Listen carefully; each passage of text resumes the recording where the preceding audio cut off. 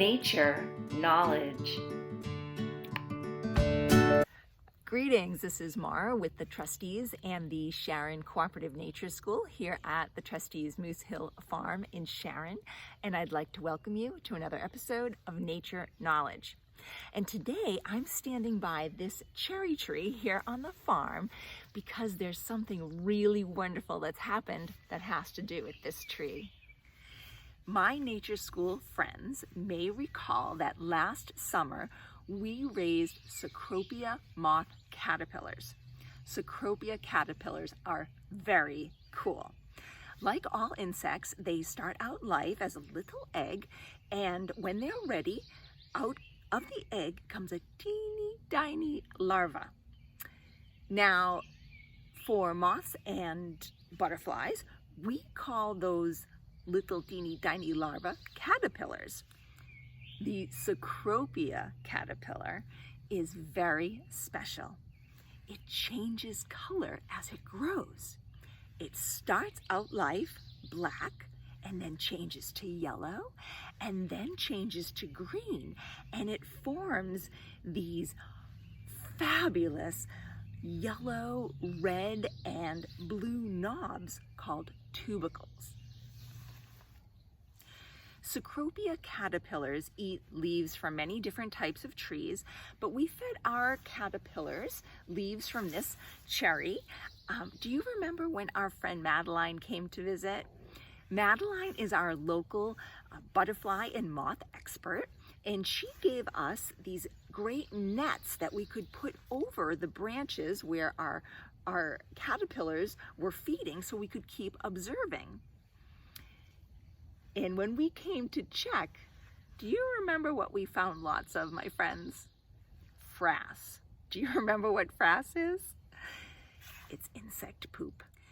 Well, our caterpillars ate and ate and ate and got very, very big. Now, Cecropia moths are the largest moth in North America, and they are part of the giant silk moth family. So when they're ready, they use super strong silk to build their cocoon, where all the magic of metamorphosis takes place.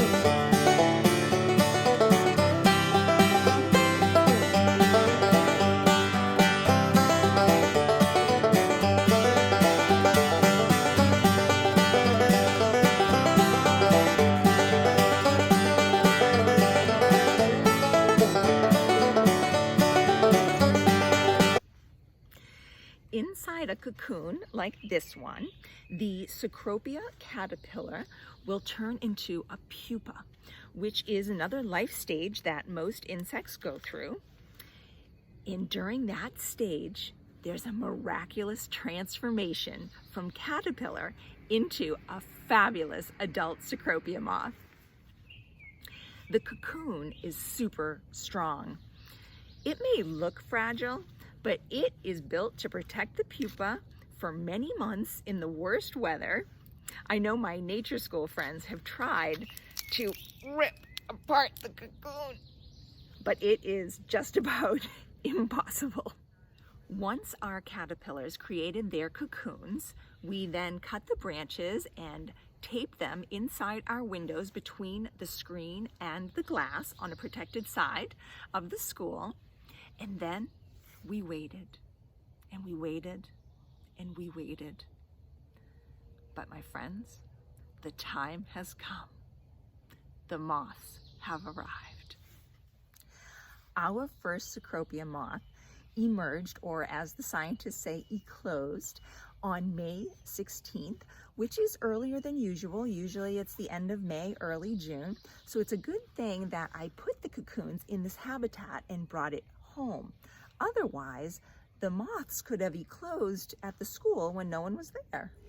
Now, adult Cecropia moths only live for a few days. So it's very important that we release the adult moths the same day that they emerge. So that's what I'm going to do now. I'm going to take this branch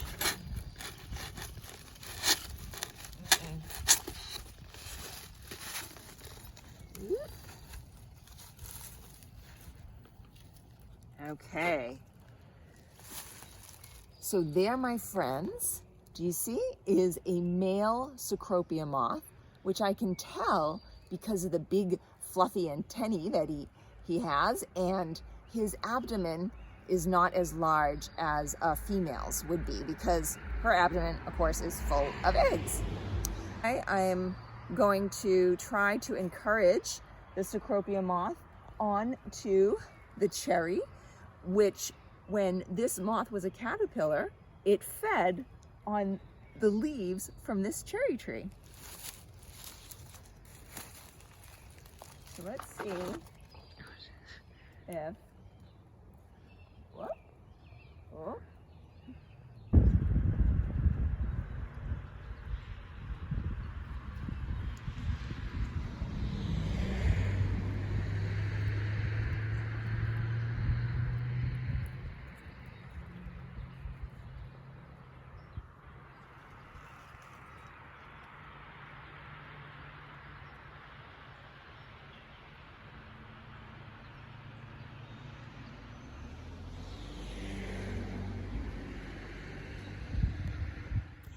Now, while I was releasing the moth, I think I must have scared it, because as I was encouraging it to move from the big stick onto the tree, something happened.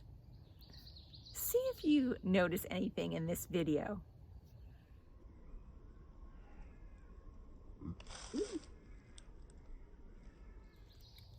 Did you see it? Yes, the Cecropia moth sprayed me.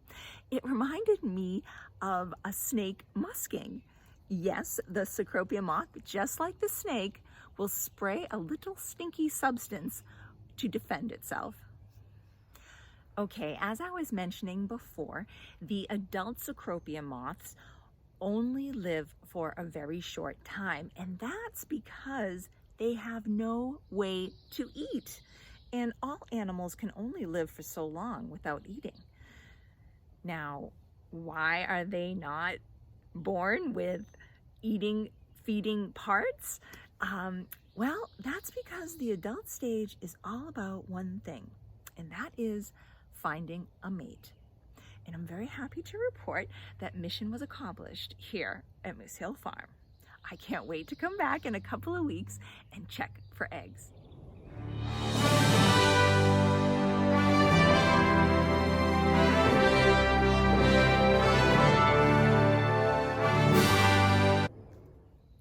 Well, my friends, I hope you enjoyed learning about Cecropia moths here on the farm. Those fabulous giant silk moths are just one of the many, many things that make Moose Hill Farm a special place, and I invite you to come and see for yourself. That's it for this episode of Nature Knowledge. Now that you have the knowledge, I encourage you to explore and let me know what you discover.